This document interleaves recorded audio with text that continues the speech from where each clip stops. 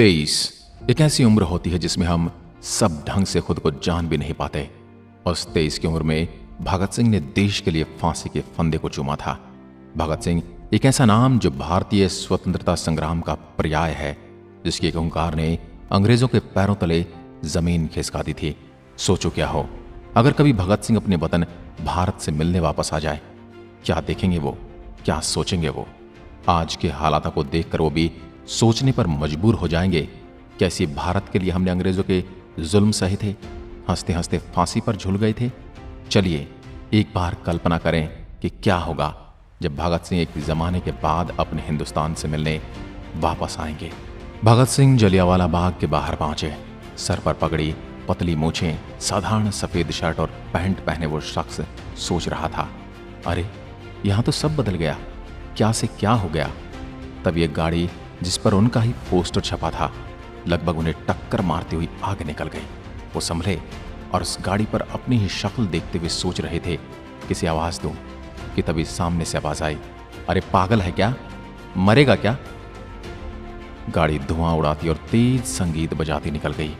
भगत सिंह सोचते रह गए और धीमे से खुद से कहा, मेरी शक्ल तो जनाब ने गाड़ी पर चिपका ली, मुझे असलियत में भी जान लिया होता।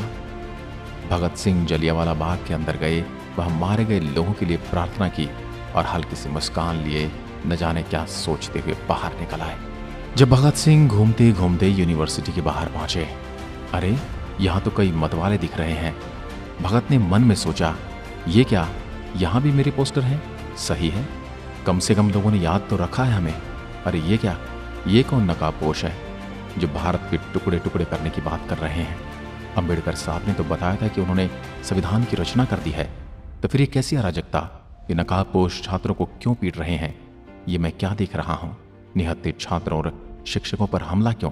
तभी एक नकाबपोश ने भगत की ओर चिल्लाकर कहा, ये खड़ा सब देख रहा है, भेष बदल कर आया है, घेर लो इस राष्ट्रवादी को।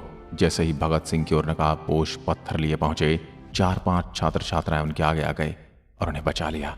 भगत की आंखें छलछला गई और उन्हें कम से कम इस बात की तो तसल्ली हुई कि अब भी इस अराजकता के बीच कुछ ऐसे लोग हैं जो दूसरों की सहायता कर रहे हैं। अब धीरे धीरे टहलते हुए भगत सिंह उत्तर पूर्वी दिल्ली पहुंच गए। एक तरफ खून से लथपथ शख्स पड़ा था, वहीं दूसरी तरफ जलते मकान थे। इससे पहले भगत सिंह उस शख्स की कुछ मदद कर पाते, उनके सामने पेट्रोल बम आकर गिरा और आग लग गई। भगत बाल बाल बचे।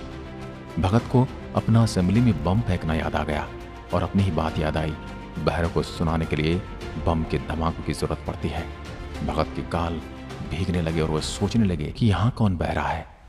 वो एक तरफ हिंदुस्तान की जलती राजधानी देख रहे थे और दूसरी तरफ धर्म के नाम पर नंगी होती इंसानियत। भगत उस शख्स को बचाने के लिए आगे बढ़ने ही वाले थे कि कुछ लोगों ने उन्हें पकड़ लिया और बोले, ये हिंदू है, जला दो इसे भी।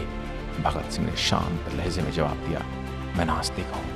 यहाँ से थोड़ा आगे निकलकर भगत सिंह संसद की ओर चल पड़े तो यहाँ बैठते हैं हिंदुस्तान के भूरे बाबू लोग। वाह भाई, तो ये है दुनिया के सबसे लंबे संविधान, सबसे बड़े गणतंत्र की संसद। मानना पड़ेगा हमारे यहाँ के आर्किटेक्चर को।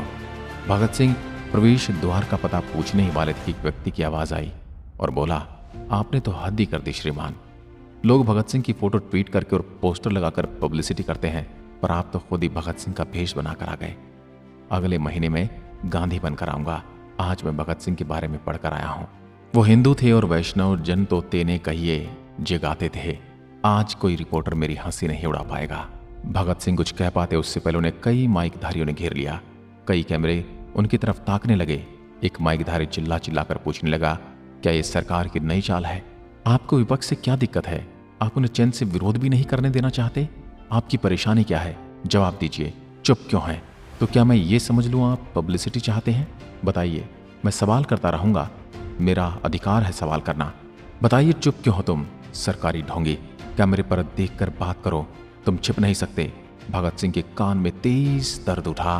तभी पीछे से आवाज आई, भगत इधर चले आओ। भगत सिंह ने देखा चंद्रशेखर आजाद, राम प्रसाद बिस्मिल, सुखदेव राजगुरु और अन्य क्रांतिकारी उन्हें बुला रहे हैं। भगत भारी मन से हिंदुस्तान के बारे में सोचते हुए उनके पास लौट आए और सोचने लगे, इस हिंदुस्तान की तो कभी हमने कल्पना भी नहीं की थी। फिर उन्हें अपना एक कथन ध्यान आया, अगर गांधी जी के तरीके से आज़ादी मिली तो किसी काम की नहीं होगी। गोरे बाबू की जगह भूरे बाबू आकर बैठ जाएंगे और देश का भविष्य अंधकार में होगा। अगर आपको हमारी ये कल्पना अच्छी लगी है तो वीडियो को लाइक करें और ऐसी और वीडियोस देखने के लिए हमारे चैनल नॉलेज बाबा हिंदी को सब्सक्राइब करना ना भूलें। जय हिंद, जय भारत।